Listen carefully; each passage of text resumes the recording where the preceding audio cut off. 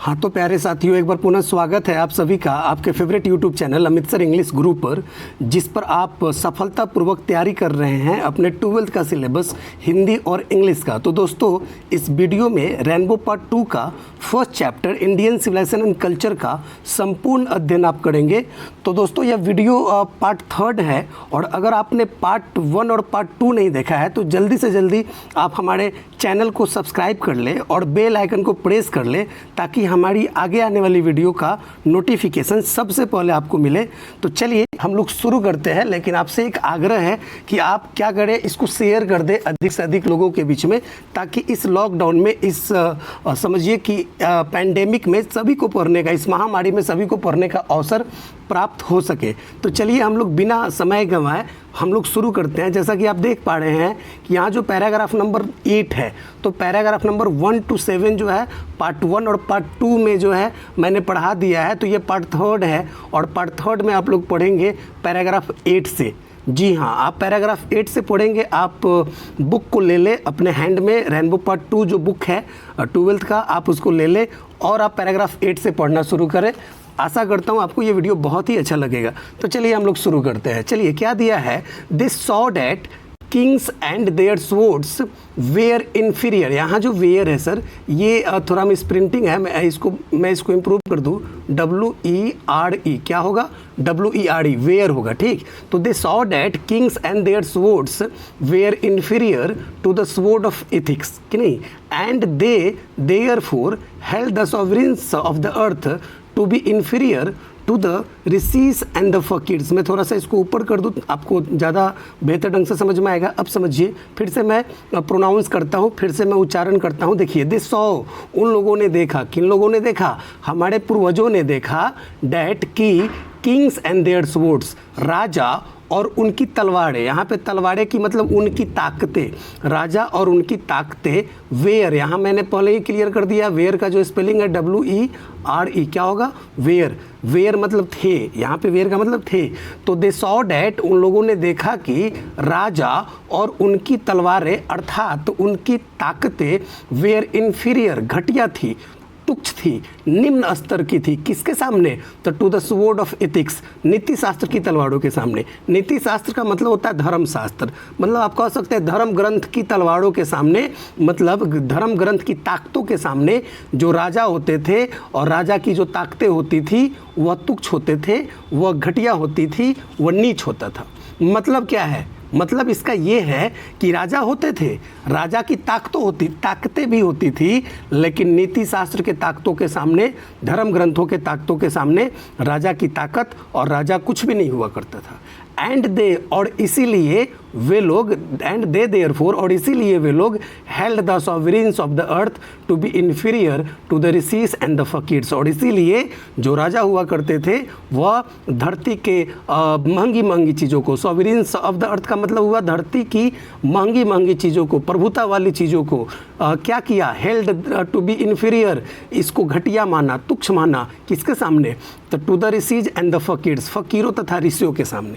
जी हाँ, ये बहुत बड़ी बात है। आपने सुना होगा कि विश्वामित्र ने सपने में राजा हरिश्चंद्र को सपने में ऐसा बताया कि राज्य मुझे दान दे दो, और राजा हरिश्चंद्र ने सपने में जो है राज्य की दान कर दिया, राज्य दान कर दिया, कि नहीं। और सुबह होने पे उन्होंने पूरे राजपाट को छोड़ के, मतलब वह अपनी पत्नी को और बेटा उनका रोहित या राहुल उनका बेटा था, जिसको लेकर वह मतलब पूरे राजपाट छोड़ के चले गए। तो देखिए कि धरती की महंगी महंगी चीज़ों को, यहाँ तक कि जो है हीरे जवाहरात को, यहाँ तक कि सोने चांदी को, यहाँ तक कि राज्य को भी जो है राजा तथा राजाओं ने कुछ नहीं समझा। फकीरों के सामने, ऋषियों के सामने उन्होंने इन सभी चीज़ों का त्याग कर दिया। आपने देखा होगा कि बड़े बड़े जो राजा होते थे उनके राजगुरु होते थे, उनके जो है धर्मगुरु होते थे, और ये राजगुरु, उनके धर्मगुरु जो होते थे, जो बोलते थे राजा और महाराजा हमारे देश और हमारे दुनिया के, वही करते थे। कभी अपने मन की बात राजाओं ने नहीं की। तो दे सॉ, उन लोगों ने, फिर से देखिए, फिर से समझाता हूँ, दे सॉ, उन लोगों ने देखा, डैट की किंग्स एंड देयर स्वॉर्ड्स, राजा और उनकी ताकतें, उनकी तलवारें, वेयर इन्फीरियर, घटिया थी, तुच्छ थी, निम्न स्तर की थी, to the sword of ethics, धर्म शास्त्र की तलवारों के सामने, नीति शास्त्र की तलवारों के सामने। एंड दे देयरफॉर, और इसीलिए उन लोगों ने द सॉवरेन्स ऑफ द अर्थ, धरती की महंगी महंगी चीज़ों को, धरती की प्रभुता संपन्न चीज़ों को क्या माना? टू बी इन्फीरियर, घटिया माना, तुच्छ माना, निम्न स्तर का माना। To the rishis and the fakirs, ऋषियों तथा फकीरों के सामने। ऋषियों ने, फकीरों ने कहा कि राजा तुम इस राज्य सिंहासन को खाली कर दो, तो राजाओं ने राज्य सिंहासन को खाली कर दिया। ऋषियों और फकीरों ने जो फरमान सुना दिया, साधु संतों ने, महात्माओं ने जो समझिए कि नीति के आधार पे, धर्म के आधार पे जो फैसला सुना दिया, राजाओं को भी मानना पड़ता था। राजाओं को भी मानना पड़ता था। राजाओं की ताकतें जो होती थी झुक जाती थी। अब आगे देखिए, भारत की बात हो रही है।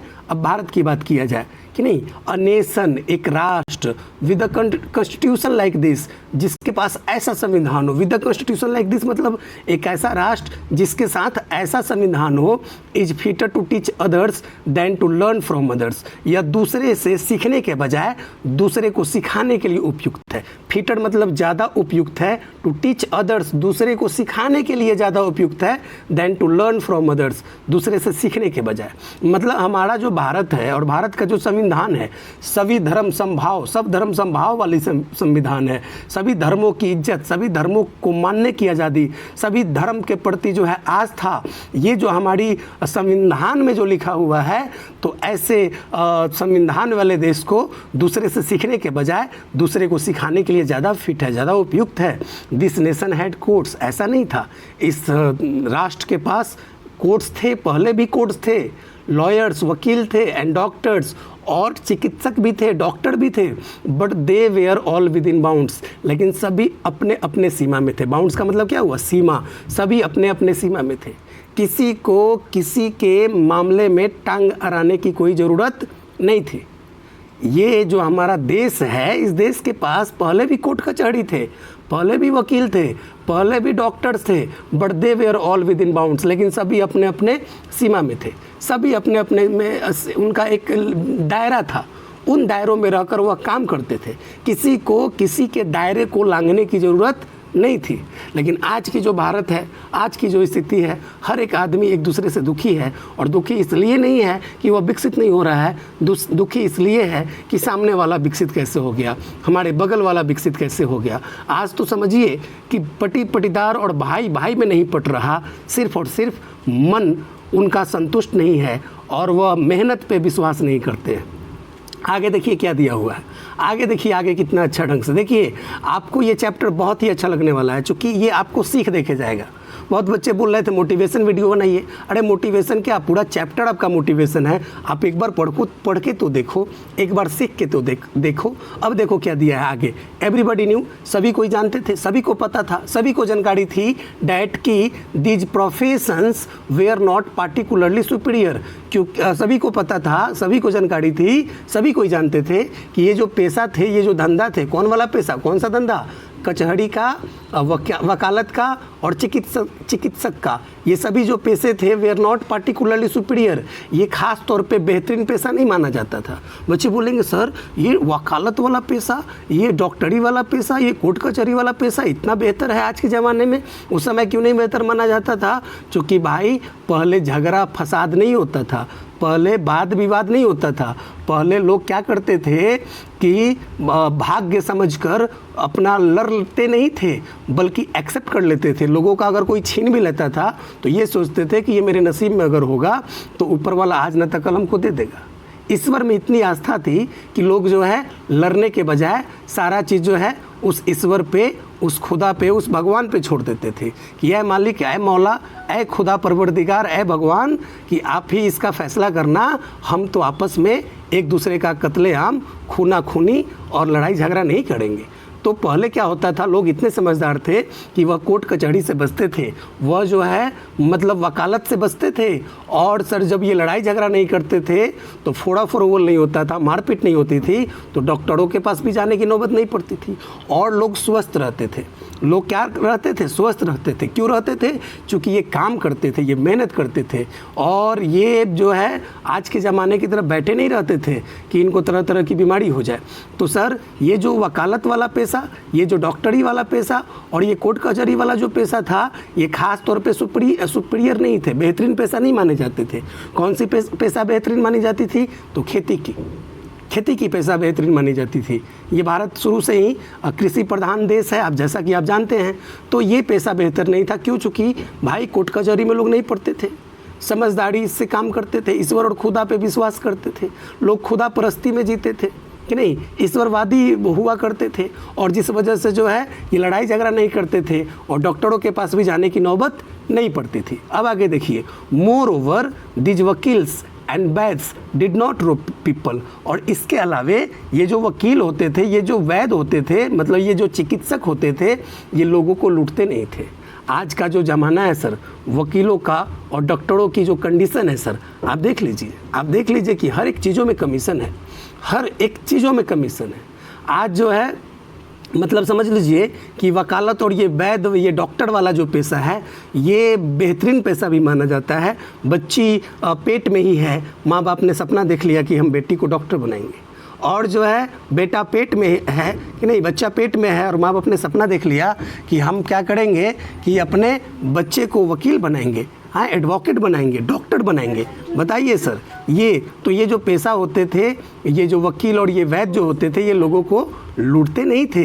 दे वेयर कंसीडर्ड पीपल्स डिपेंडेंट्स। उन लोगों को, मतलब इन वकीलों को, इन वैद्यों को लोगों का निर्भर समझा जाता था, लोगों पे निर्भर समझा जाता था। बात समझिए सर, बड़ा मजा आएगा। दे वेयर कंसीडर्ड पीपल्स डिपेंडेंट्स। इन लोगों को लोगों पे निर्भर माना जाता था, नॉट देयर मास्टर्स। उनके मालिक नहीं माने जाते थे।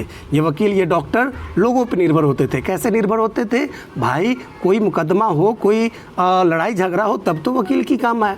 कहीं फोड़ा फोरवल हो, कहीं फोड़ने फाड़ने की नौबत आए, तब तो डॉक्टरों की ज़रूरत है। तो लोग बड़े समझिए कि संतुष्ट रहते थे और संतोष वाला जीवन जीते थे। और अगर इनके साथ कोई गलत व्यवहार होता था, कोई इनका हक छीनने की कोशिश करता था, तो ये ईश्वर और खुदा पे इतना विश्वास करते थे कि सब कुछ उन्हीं पे और छोड़ देते थे और ये झगड़ा झंझट में नहीं पड़ते थे। तो ये जो वकील और वैद्य होते थे सर, ये लोगों पे डिपेंडेंट माने जाते थे कि लोगों के पास कोई समस्या हो तो मेरे पास आए, नॉट देयर मास्टर्स। ये उन लोगों के मालिक नहीं माने जाते थे। उसके अलावा जस्टिस वाज टॉलरेबली फेयर। और जो इंसाफ होता था उस ज़माने में, वह कम चलाऊ ढंग से मतलब उचित होता था। फेयर मतलब यहाँ पे उचित, टॉलरेबली का मतलब कम चलाऊ ढंग से, मतलब यहाँ पे आप कह सकते हो कि बर्दाश्त करने योग्य उचित होता था। इंसाफ भी बढ़िया होता था हमारे देश में। The ordinary rule was to avoid courts. और जो आम नियम थे उस समय के लोगों का, वह कोर्ट कचहरियों से बचना था, कोर्ट कचहरियों को अवॉइड करना था, उससे कटना था, ना कि उसमें जाके फंसना था। There were no touts to lure people into them. और सर कोई दलाल भी नहीं थे, देयर वेयर नो टॉट्स, कोई दलाल नहीं थे, to lure people into them, कि लोगों को उनमें फंसा ले जाने वाला, लोगों को कोर्ट कचहरी में प्रलोभन देके उलझा देने वाले कोई दलाल भी नहीं थे। आज अगर कहीं भाई भाई में छोटी मोटी बात को लेकर झगड़ा होता है तो अगल बगल के पट्टी पट्टीदार तक बोलते हैं कि चलो नदुकिता केस ठोक दो, सारा काम हो जाएगा। तो भाई ये केस तो ठुकवा देते हैं, लेकिन फिर जो है ज़िंदगी भर के लिए जो है आप दौड़ते रहिए। तो सर दलाल नहीं हुआ करते थे कोर्ट कचहरी में फंसा देने वाला, और जो है मुकदमे में फंसा देने वाले कोई दलाल उस समय नहीं हुआ करते थे। अब चलिए, अगर ये कहीं बुराई भी दिखती थी तो कहाँ दिखती थी? आगे का लाइन समझ लीजिए। This evil too was noticeable only in and around capitals. और यह बुराई भी अगर कहीं देखने योग्य होता था, देखने को मिलता था, तो सिर्फ राजधानियों के चारों तरफ या राजधानी में देखने को मिलता था। समझे? ये बुराई थी, ऐसा नहीं था कि बुराई नहीं थी, लेकिन ये बुराई देखने को कहाँ मिलता था? तो राजधानियों के चारों तरफ या राजधानी में, बड़े बड़े जो नगर होते थे वहाँ ये देखने को मिलता था। The common people lived independently. और जो आम लोग होते थे वह स्वतंत्रता पूर्वक रहते थे, वह आज़ादी से रहते थे। And followed there agriculture occupation. और ये जो है अपने कृषि से संबंधित जो है ऑक्यूपेशन को, मतलब धंधे को, व्यवसाय को फॉलो करते थे, अनुसरण करते थे कि नहीं। दे इंजॉयड ट्रू होम रूल। और ये वास्तविक होम रूल का आनंद लेते थे। ये हमारे जो पूर्वज थे, वह जो ट्रू होम रूल है, होम रूल क्या है मैं आपको समझा देता हूँ। सर घर आपने बनाया, पैसे कमा के एक एक ईंट इकट्ठा किया, एक एक जो है पाई इकट्ठा किया, तब घर बनाया। तो घर बनाया तो आपको उस घर में रहना भी चाहिए, लेकिन घर बना लेते हैं और फिर पैसे कमाने के चक्कर में आप घर छोड़ के बाहर रहते हैं और दूसरे राज्यों में चले जाते हैं और दूसरे देशों में चले जाते हैं, विदेश जाके रहने लग जाते हैं। तो आपने होम रूल का कहाँ आनंद लिया? तो ये हमारे जो पूर्वज थे वह घर बनाते थे, घर में रहा करते थे और घर में ही जीवन यापन करते थे। तो इस तरह से ये ट्रू होम रूल का आनंद ले पाते थे। चलिए पैराग्राफ नंबर 9, आई होप कि पैराग्राफ नंबर 8 समझ में आ गया। अब वीडियो को पुनः रिवाइंड कर करके आप देख सकते हैं। चलिए पैराग्राफ नंबर 9 क्या है, अब देखिए। The Indian civilisation as described by me has been so described by its votaries. अब लाइन समझिए कि भारतीय सभ्यता, द इंडियन सिविलाइजेशन मतलब वह भारतीय सभ्यता, एज डिस्क्राइब्ड बाई मी, जैसा कि मेरे द्वारा वर्णन किया गया है, has been so described by its votaries, इसके भक्तों के द्वारा, इसके उपासकों के द्वारा भी ऐसा ही सो डिस्क्राइब्ड, ऐसा ही वर्णन किया गया है। गांधी जी ने कहा कि भाई जिस भारतीय सभ्यता का वर्णन जैसा मैंने किया है, जैसा कि मेरे द्वारा वर्णन किया गया है, ठीक वैसा ही वर्णन इसके भक्तों के द्वारा, इसके उपासकों के द्वारा किया गया है। मतलब भारतीय सभ्यता और संस्कृति से जिन जिन लोगों को प्रेम है, उन्होंने भारतीय सभ्यता और संस्कृति को ऐसा ही वर्णन किया है। अब देखिए कुछ लोग कहेंगे सर यहाँ पे तो भारतीय सभ्यता और संस्कृति की अच्छाइयों का वर्णन हुआ है कि नहीं, लेकिन ऐसा नहीं है कि भारत की सभ्यता और संस्कृति में बुराई नहीं है। आज भी देखिए कि 4 धर्म के लोग अपने अपने धर्म को लेकर, मजहब को लेकर, कौम और कौमियत को लेकर किस तरह से एक दूसरे पे छीटाकसी, किस तरह से एक दूसरे पे आरोप प्रत्यारोप लगाते रहते हैं कि नहीं, रहते हैं कि नहीं रहते हैं। तो इन चीज़ों को लेकर लड़ाई झगड़े तो आज भी होती रहती है हमारे देश में।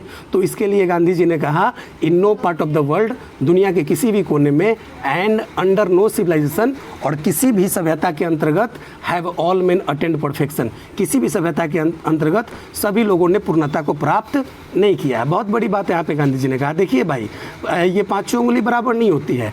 इन no part of the world, दुनिया के किसी भी कोने में, एंड अंडर नो सिविलाइजेशन, और किसी भी सभ्यता के अंतर्गत, have all main attend perfection, सभी लोगों को पूर्णता प्राप्त नहीं हुई है। देखिए सतयुग जैसा समय में भी जो है समझ लीजिए कि राक्षस लोग रहते थे और जो है दैत्य लोग रहते थे और लड़ाई झगड़ा देखने को मिलता था कि नहीं मिलता था। तो भाई किसी भी दुनिया के किसी भी कोने में और किसी भी सभ्यता के अंतर्गत सभी लोगों को पूर्णता प्राप्त नहीं हुई है। मतलब सभी युग में, सभी जो है जगहों पे, सभी देशों में बुरे लोग भी रहे हैं अच्छे लोगों के साथ साथ, समझे। अब चलिए, लेकिन भारतीय सभ्यता की क्या अच्छाई है उसको भी क्लियर कर देते हैं। अब दिया है, चलो थोड़ा सा मैं इसको ऊपर कर लूँ। देखिए समझ में आ रहा है ना, बार बार आप पढ़िए अच्छे से, एक एक लाइन पे ध्यान दीजिए, आपको बिल्कुल समझ में आएगा। The tendency of Indian civilisation is to elevate the moral being, that of the western civilisation is to propagate immorality. अब देखिए कितनी बड़ी बात है। The tendency of Indian civilisation, भारतीय सभ्यता की प्रवृत्ति क्या है, भारतीय सभ्यता की प्रवृत्ति क्या है? तो is to elevate the moral being, नैतिकता को उभारना है। भारतीय सभ्यता की प्रवृत्ति नैतिकता को उभारना है। That of the western civilisation, जबकि पश्चिमी सभ्यता की प्रवृत्ति इज टू प्रोपागेट इमोरलिटी, अनैतिकता का प्रचार प्रसार करना है, अनैतिकता का। अरे पश्चिम देश के लोगों को ना पहनने का ढंग, ना ओढ़ने का ढंग, अरे ना बोलने का ढंग कि नहीं।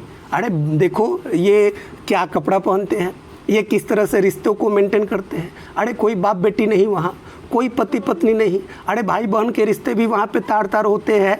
तो सर वहाँ अनैतिकता को बढ़ावा मिलता है, प्रचार प्रसार होता है। देखिए सड़कों पे खुलेआम किस तरह से औरतें जो है घूम रही होती है, लड़कियाँ जो है अर्धनग्न अवस्था में घूम रही होती है। तो क्या, तो फैशन है वहाँ। अरे भाई ये तो अनैतिकता है। हमारे धर्म में तो सिखाया गया है, भारतीय सभ्यता और संस्कृति में, कि सर पे कपड़ा रखना है, औरतों को जो है मतलब सर पे कपड़ा रखना है, लड़कियों को पूरा अपने तन बदन को ढक के चलना है। और इस तरह से जो है मतलब समझ लीजिए कि हम नैतिकता को मेंटेन करते हैं, हम लोग नैतिकता को उभारते हैं। अपने माँ बाप जैसे ही दूसरे के माँ बाप को मानना है, अपने बाल बच्चों जैसे ही दूसरे के बाल बच्चों को ट्रीट करना है, अपने जिस तरह से अपनी बहन बहन है वैसी दूसरे की बहन भी बहन है। तो ये हमारे यहाँ नैतिकता होती है। हमारे पापा की उम्र के जितने भी लोग हैं वो हमारे चाचा हो जाते हैं, माँ की उम्र के जितने भी लोग हैं वो हमारी चाची हो जाती है, भले वो हमारी चाची हो नहीं हो।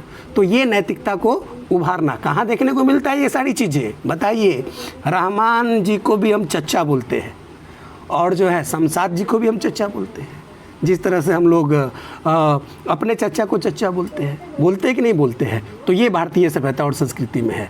लेकिन सर इंग्लैंड, अमेरिका, पश्चिम देशों में अनैतिकता का प्रचार प्रसार, भागम भाग, वस्तुवाद के पीछे, भौतिकवाद के पीछे, पैसों के पीछे, कोई रिश्ता नहीं, कोई संबंध नहीं। क्या यार, ये कोई सभ्यता है? तो भारतीय सभ्यता की प्रवृत्ति क्या है? नैतिकता को उभारना है। और पश्चिमी सभ्यता की प्रवृत्ति क्या है? अनैतिकता को प्रचार प्रसार करना है, इसको आगे बढ़ाना है। अब चलिए, the latter is godless. Latter मतलब यहाँ पे पश्चिम सभ्यता, मतलब पश्चिम सभ्यता वह गॉडलेस है। पश्चिम सभ्यता क्या है? गॉडलेस है, ईश्वर विहीन है, नास्तिक लोग हैं भाई। वहाँ ईश्वर की कोई बात ही नहीं होती है, ईश्वर खुदा की तो कोई चर्चा ही नहीं होती है वहाँ पे, कि नहीं। The former is based on a belief in God. और जो हमारी पूर्वी सभ्यता, मतलब हमारी जो भारतीय सभ्यता और संस्कृति है, वह ईश्वर में विश्वास पे आधारित है। वह ईश्वर में क्या है? विश्वास पे आधारित है सर, वह ईश्वर में विश्वास पे आधारित है जी। हमारी भारतीय सभ्यता देख लीजिए, ईश्वर में इतना विश्वास कि देखिए कि 500 सालों से ये मंदिर और मस्जिद का विवाद चले आ रहा था। लेकिन ये धन्यवाद है ऐसी सरकार की कि हमारे मुसलमान भाइयों का और हमारे हिंदू भाइयों का, दोनों का ख्याल रखा। एक तरफ मंदिर का शिलान्यास, एक तरफ मंदिर और एक दूसरे तरफ मस्जिद, कि नहीं। और जो है वह प्रार्थना मुझे याद है कि तू ही राम है, तू रहीम है, तू करीम कृष्णा खुदा हुआ, तू ही वाहे गुरु, तू ही यीशु मसीह, हर नाम में तू समा रहा। तो सर बताइए कितनी बड़ी बात है कि तू ही राम है, तू रहीम है। हमारे हिंदू और मुसलमान भाइयों को क्या करना चाहिए कि इस विवाद को ख़त्म, मतलब अगर हो गया तो बढ़ चढ़ के जो है, मतलब क्या करना चाहिए? एक दूसरे का सपोर्ट करना चाहिए। अब तो देश से विवाद ख़त्म हुआ, अब तो मिल के रहना है, अब तो सबको जो है लेके चलना है, क्योंकि भाई सबको बराबर का हक मिल गया। एक तरफ मंदिर हो गया, दूसरी तरफ मस्जिद हो गया। तो सर तू ही राम है, तू रहीम है। अगर आपके राम को कोई रहीम मान के, आपके रहीम को कोई राम मान के पूज रहा है, तो ये अच्छी बात है ना। ये ईश्वर और खुदा में कोई भेद नहीं है, कि नहीं। शब्दों का अंतर है, भाषाओं का अंतर है, कि नहीं। इसी गॉड में, गॉड का मतलब ईश्वर हो जाता है और भगवान हो जाता है, कि नहीं, हिंदी में। और उसी को जो है उर्दू ज़बान में अगर हम बोले तो खुदा हो जाता है, रब हो जाता है, कि नहीं, मालिक हो जाता है। तो समझ लीजिए सर, ये हमारा ईश्वर, हमारी जो पूर्वी सभ्यता है, हमारी जो भारतीय सभ्यता है, वह ईश्वर में विश्वास पे आधारित है। और पश्चिम देश तो गॉडलेस है, वहाँ कहाँ गॉड है भाई। अब चलिए, अब आपको समझ में आएगा भाई मेरे, कितना मज़ा आने वाला है। पढ़िए क्या दिया है। So understanding and so believing, ऐसा समझते हुए, एंड सो बिलीविंग, और ऐसा विश्वास करते हुए, it behoves every lover of India, ये भारत के प्रत्येक प्रेमी को शोभा देता है, to cling to the old Indian civilisation, कि प्राचीन भारतीय सभ्यता से इस कदर चिपक जाए, लिपट जाए, even as a child clings to the mother's breast, जैसा कि एक बच्चा जो है अपने माँ के स्तन से चिपक जाता है। सर जब हम बच्चे थे और माँ के स्तन से नहीं चिपके होते, तो सर आज हम इतने हिष्ट पुष्ट और बलिष्ठ नहीं होते, आज हम इतने ताकतवर नहीं होते, आज हमारी मानसिकता, आज हमारा जो दिल दिमाग है वह उतना विकसित नहीं होता। तो जिस प्रकार एक बच्चे की भलाई उसके माँ के स्तन से चिपके रहने में है, ठीक उसी प्रकार भारत के प्रत्येक प्रेमी को, भारत के प्रत्येक प्रेमी को, चाहे वह हिंदू हो, मुसलमान भाई हो, चाहे सिख हो या ईसाई भाई हो, सभी को प्राचीन भारतीय सभ्यता और संस्कृति से इस कदर चिपक जाना चाहिए जिस प्रकार अपने भलाई हेतु, अपने कल्याण हेतु, अपने फायदे हेतु, अपने लाभ हेतु, अपने अच्छे और उज्जवल भविष्य हेतु माँ के स्तन से चिपके रहने में है।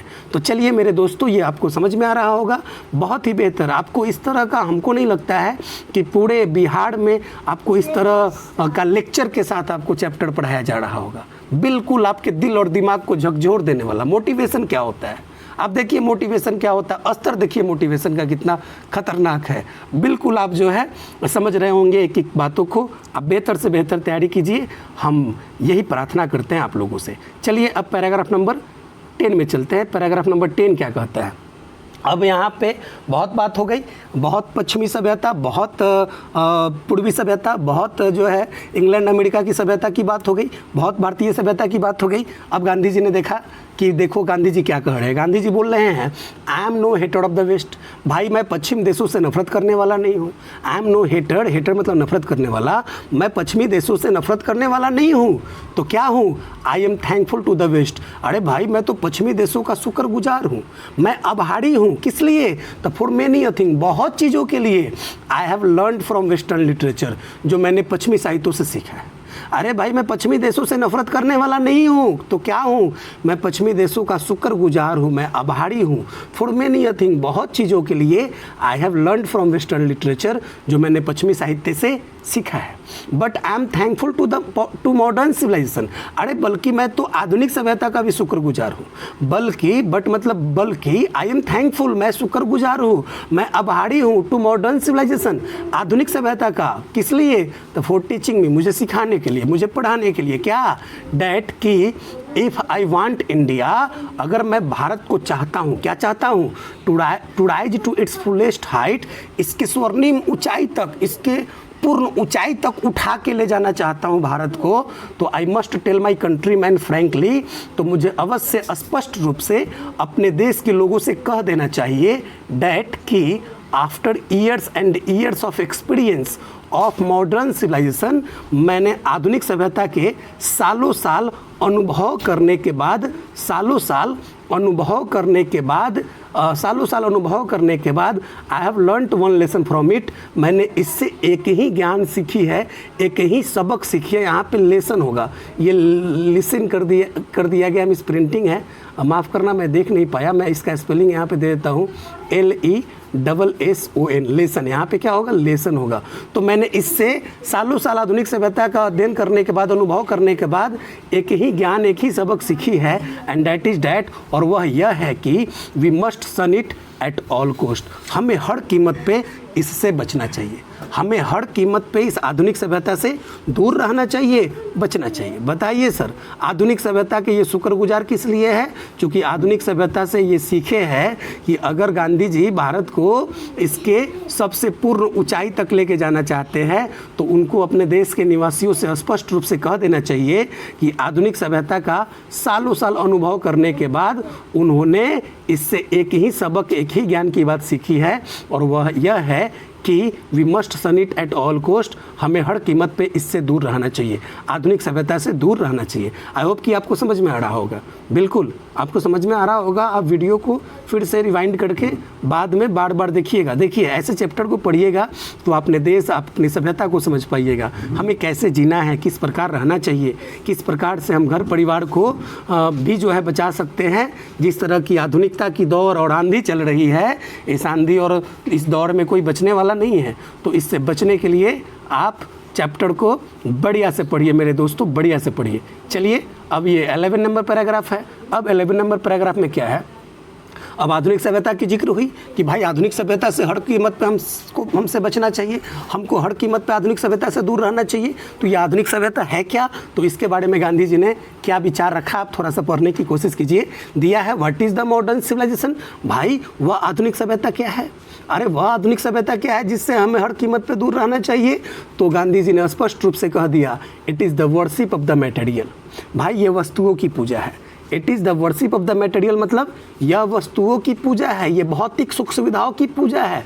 It is the worship of the brute in us, ये हमारे अंदर पशुता की पूजा है, ये हमारे अंदर जंगलीपन, जानवरपन जिसको हम कहते हैं, उसकी पूजा है।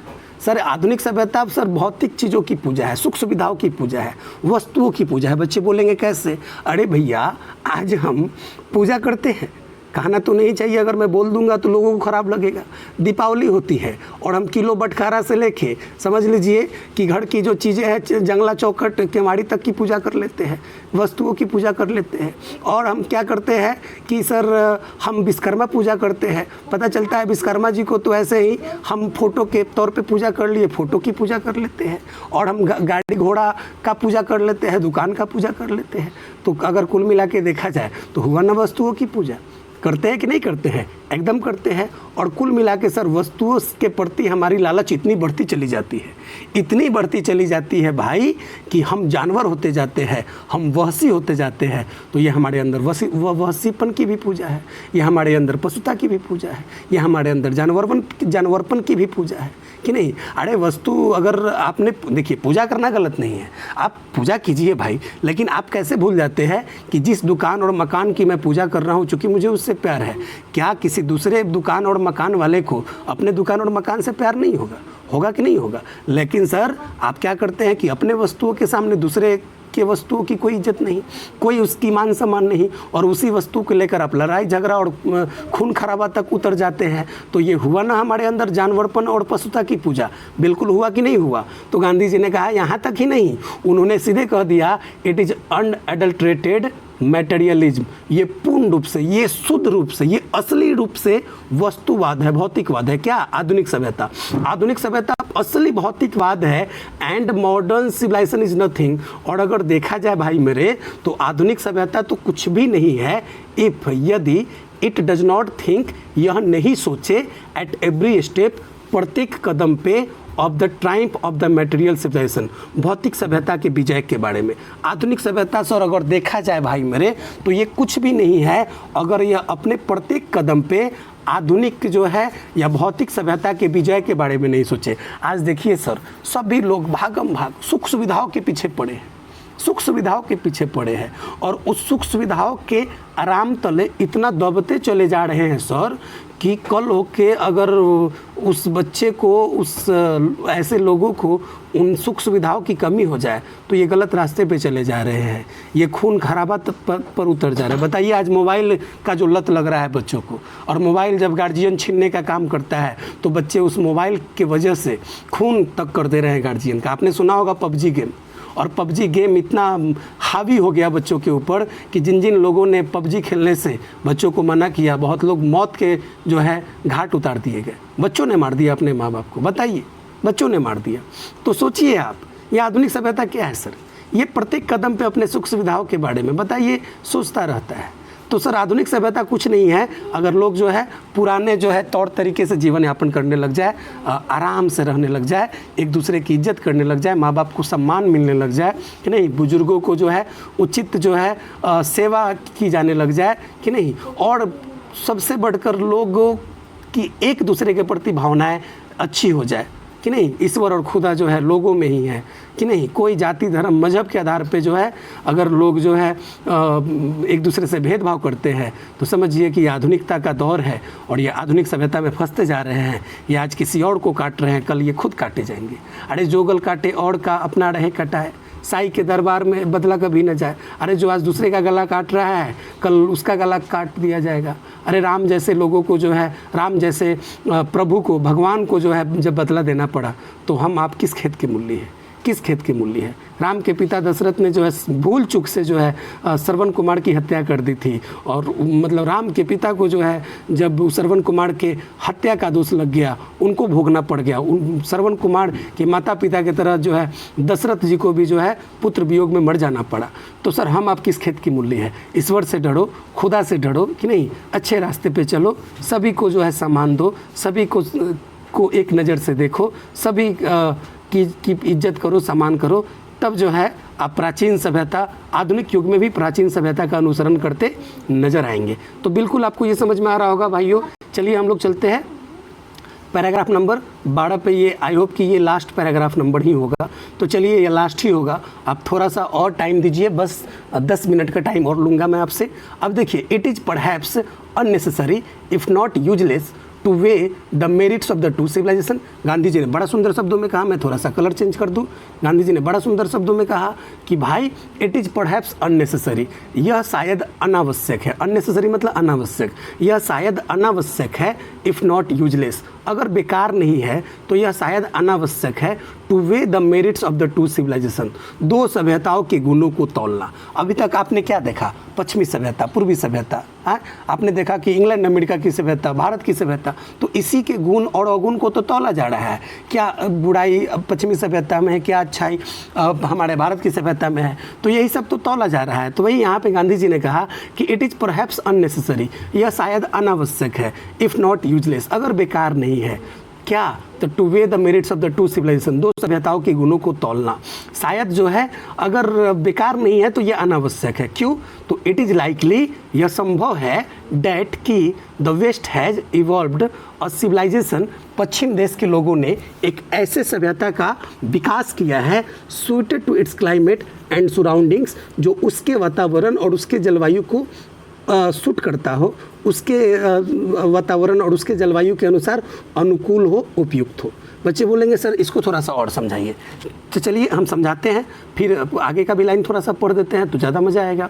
एंड सिमिलरली, और ठीक उसी प्रकार, वी हैव अ सिविलाइजेशन, हमारे पास भी एक सभ्यता है, हमारे पास भी एक संस्कृति है, सुटेड टू आवर कंडीशंस, जो हमारे परिस्थितियों के अनुसार क्या है, अनुकूल है। And both are good in their own respective spheres, और इस तरह से देखा जाए तो दोनों अपने अपने जो है क्षेत्र में क्या है, अच्छे हैं, दोनों अपने अपने क्षेत्र में अच्छे हैं। तो इन्हीं चीज़ को हम थोड़ा सा क्लियर कर देते हैं, इसी चीज़ को हम आपको क्लियर कर देते हैं अच्छे ढंग से। तो देखिए कैसे दोनों अपने अपने जगह पे ठीक है। तो देखिए, इट इज़ लाइकली, यह संभव है, that the West has evolve, पश्चिम देशों ने एक ऐसे सभ्यता का विकास किया है जो उसके जलवायु और उसके वातावरण के अनुसार अनुकूल है। कैसे भाई मेरे?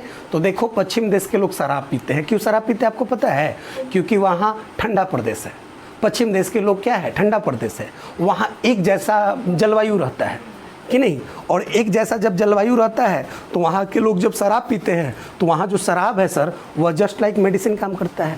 वहाँ जो है शराब पीने से उनका पाचन क्रिया काम करता है, भोजन उनका पच जाता है। अगर शराब नहीं पिए सर तो उनका भोजन सही से नहीं पचेगा। इसीलिए हर खाने के बाद उन लोगों के, देखिएगा, हर पार्टी और फंक्शन में शराब के बिना उनका काम नहीं चलता है, हर पार्टी और फंक्शन में। वहाँ सर्दी और जुकाम होता है बच्चों को, तो वहाँ पे क्या होता है सर, शराब का मतलब कुछ प्याला पिला दिया जाता है और सर्दी और उनका जुकाम जो है, खांसी उनका ख़त्म हो जाता है कि नहीं, ख़त्म हो जाता है सर। और हमारे भारत में 4 तरह का मौसम और 4 तरह के मौसम, और यहाँ पे अगर आप शराब पिएंगे सर तो आपका तो लीवर ख़राब होता है, और आप तो जो है मतलब जीना चाहिए 100 ईयर्स और आप जीते हैं मात्र 50-60 साल, तो आप तो मर जाते हैं। तो बताइए कि यहाँ शराब पीना उचित है? यहाँ तो शराब को हराम माना गया है कि नहीं माना गया है? तो पश्चिम देशों ने क्या किया है कि जिस सभ्यता का निर्माण किया है वह उसके जलवायु के अनुसार उपयुक्त है, उसके वातावरण के अनुसार उपयुक्त है, उसके जो है समझिए कि जलवायु और वातावरण के अनुसार अनुकूल है। और हमारी जो सभ्यता, और बताइए वहाँ पे क्या होता है, आप बच्चे बताइए, वहाँ पे छोटे छोटे कपड़े पहनती है वहाँ की औरतें, वहाँ की लड़कियाँ। तो पता है क्यों? चूँकि मौसम एक जैसा होता है, और मौसम एक जैसा होता है तो आप विज्ञान पढ़े हैं, तो आपके शरीर में सर एक क्या होता है, अडाप्टेशन प्रोसेस होती है, जिसको हम अनुकूलन प्रक्रिया बोलते हैं। हमारा शरीर क्या होता है कि अनुकूल हो जाता है, मतलब मौसम के अनुसार। और जब मौसम के अनुसार अनुकूल हो जाएगा तो सर हमको उसका असर नहीं पड़ेगा, तो हम एक जैसा कपड़ा पहन सकते हैं। लेकिन बताइए, अगर हम उस छोटे छोटे कपड़ों का अनुसरण हम अपने देश में करने लग जाए भाई, बताइए लड़कियों, तुम लोग बताओ हमको कि अगर छोटे छोटे कपड़े हम लोग पहनने लग जाए कि नहीं, तो बताइए हम लोग को तो ठंडा में जो है ठंडा मार देगा। हाँ, तब तो सारा हीरोइन बनना निकल जाएगा आप लोगों का। निकलेगा कि नहीं निकलेगा? बताइए, ठंडा मार देगा। और जब ठंडा मार देगा तो फिर क्या कीजिएगा? तब तो पता चलेगा कि इसका बहुत नुकसान हो गया।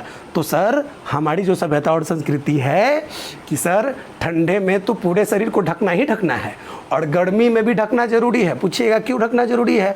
तो अगर गर्मी में नहीं ढकेंगे मेरी बहनों, तो बताइए कि इतना गर्मी पड़ता है, इतनी सूरज की रोशनी यहाँ तेज़ होती है, पूरे चमड़े को झोंकार देगा, पूरा चमड़ा आपका जो है काला पड़ जाएगा।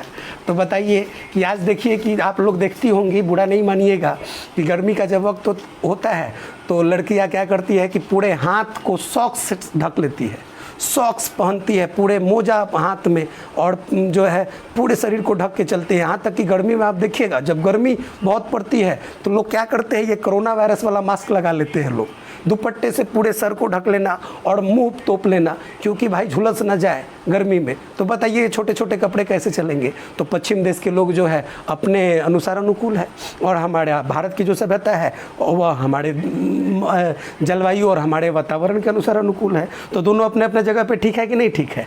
तो चलिए मैं इस लेक्चर को यहीं बंद करूँगा। क्लास होता तो कुछ और बताता कि नहीं।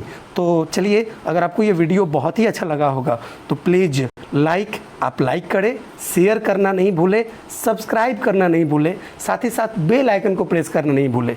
जी, अगर आप हमारे टेलीग्राम चैनल से जुड़ना चाहते हैं भाइयों, तो आपको अमित सर इंग्लिश गुरु, आप मेरा टेलीग्राम चैनल है, आप टेलीग्राम चैनल के सर्च बॉक्स में जाए, अमित सर इंग्लिश गुरु और टाइप करें, आपको मेरा Hindi and English language test का चैनल मिल जाएगा, जिस पे समय समय पे मैं टेस्ट ऑर्गेनाइज करता रहता हूँ, व्याकरण का, ग्रामर का, और 100 नंबर का हिंदी और इंग्लिश के टेक्स्ट बुक का भी ऑब्जेक्टिव क्वेश्चन का मैं प्रैक्टिस करवाता हूँ।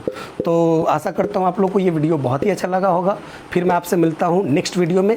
तब तक के लिए आप लोगों से मैं लेता हूँ विदा। धन्यवाद समय देने के लिए। आप सभी लोग अपना ख्याल रखिए, अच्छे से पढ़िए, मन लगा के पढ़िए, अच्छे से तैयारी कीजिए और जो है सभ्यता और संस्कृति का ख्याल रखिए। जी हाँ, चलिए बाय।